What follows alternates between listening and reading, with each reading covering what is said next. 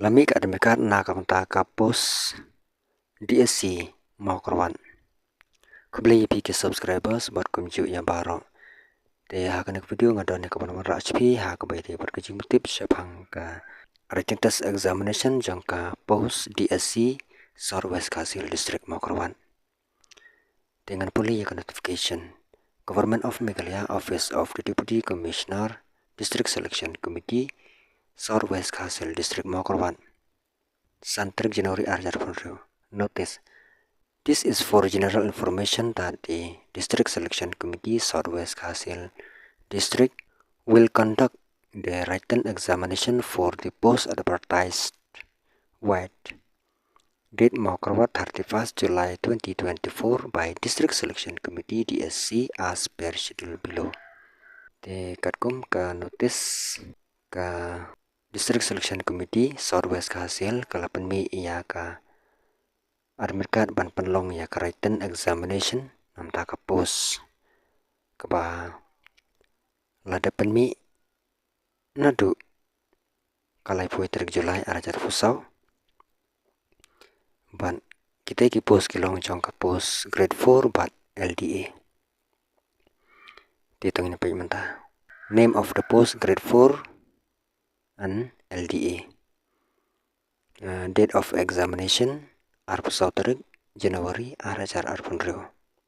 admit cards downloading start date nadu ka arterik Januari arajar arpunreo kemudba yaki admit card la pelai nadu ka arterik Januari arajar arpunreo admit cards for appearing the set examinations above may be downloaded through the link given southwestkasil.gov.in by filling up their valid details. Candidate facing problem in downloading their admit card can visit National Information Center Mokrowat Unit and District Selection Committee Branch DC Office Mokrowat with valid ID proof or supporting documents with passport size photograph. Yaki admit card pula download naka link jong ka southwestkasil.gov.in pendap yaki detail lang tu ki kerteng bat ki date of birth markum terter kat bapan lang tu nang ta ki candidate ki ba sem ching ban download yaki admit card na po ka link pula ban link akan National Informatics Center Mokrowat Unit bat District Selection Committee Branch DC Mokrowat bat penra artat yaki proof dokumen ki jong pi bat ki passport size photograph te sesisin na kamta jintu bakhambane abar kumjiru ban download yaki admit card pela ban like ka website jongka